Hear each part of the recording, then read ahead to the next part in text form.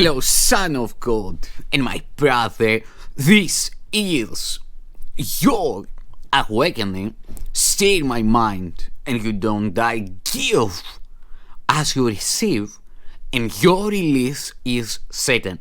Today's teaching is the number 96 in the series The Dispelling of the Illusion, The Undoing of the Old, for the Freedom of the Sonship, the Lifting of the Veil, and the name of this teaching is Salvation Comes from My One Self. Although you are one self, you experience yourself as two, as both good and evil, loving and hating, mind and body.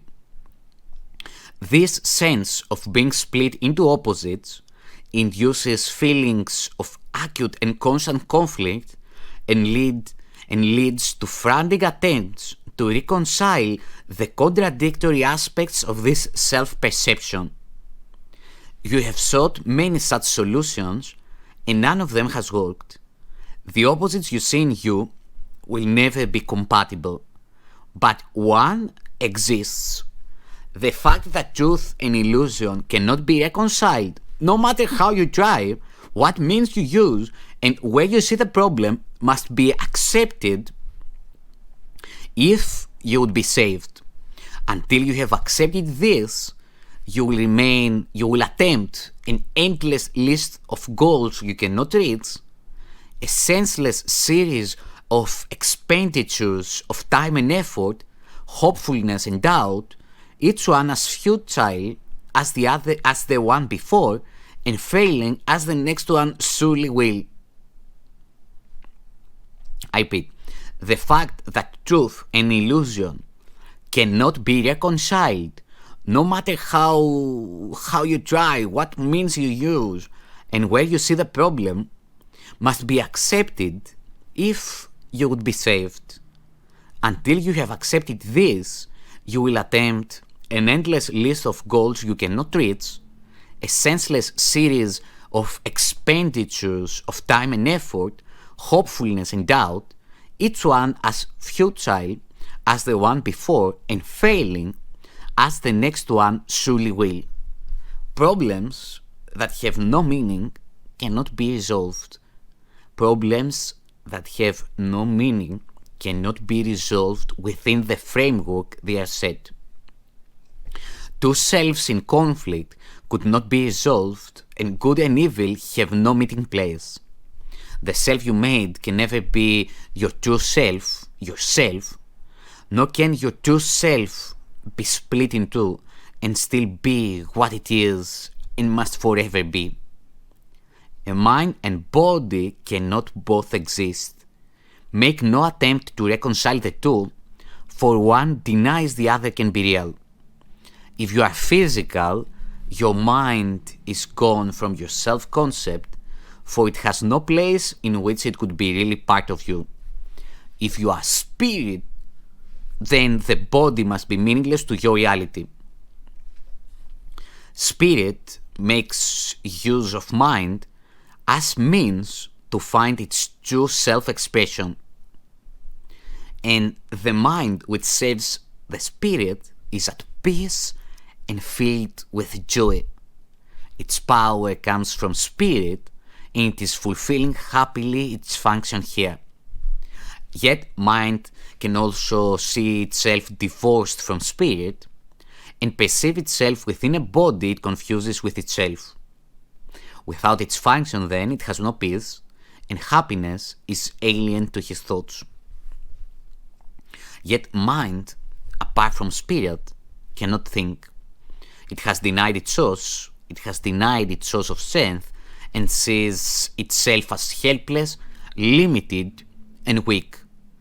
Dissociated from its function now, it thinks it is alone and separate, attacked by armies massed against itself, and hiding in the body's frail support. Now must it reconcile unlike with like, for this is what it thinks that it is for. Waste no more time on this. Who can resolve the senseless conflicts which a dream presents? What could the resolution mean in truth? What purpose could it serve? What is it for? Salvation cannot make illusions real, nor solve a problem that does not exist. Perhaps you hope it can. Yet would you have God's plan for the release of his dear son bring pain to him and fail to set him free? Your true self retain its thoughts, and they remain within your mind and in the mind of God. The Holy Spirit holds salvation in your mind and offers it the way to peace.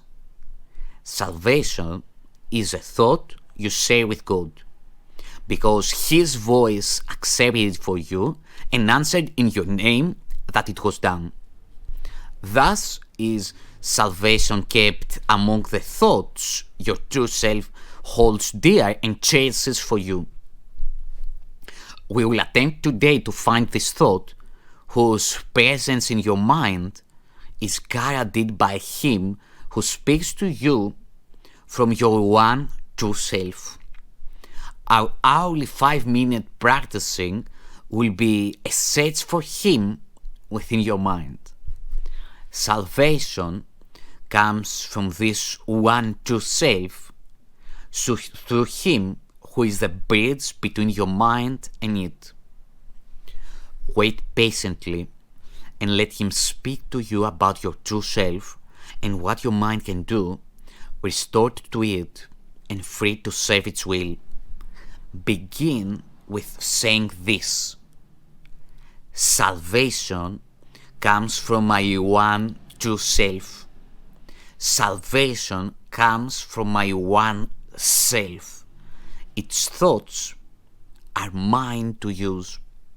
Then seek its thoughts and claim them as your own. These are your own real thoughts you have denied, and let your mind go wandering in a world of dreams to find illusions in their place. Here are your thoughts, the only ones you have. Salvation is among them. Find it there. If you succeed, the thoughts that come to you will tell you you are saved, and that your mind has found the function that it sought to lose. Your true self will welcome it and give it peace.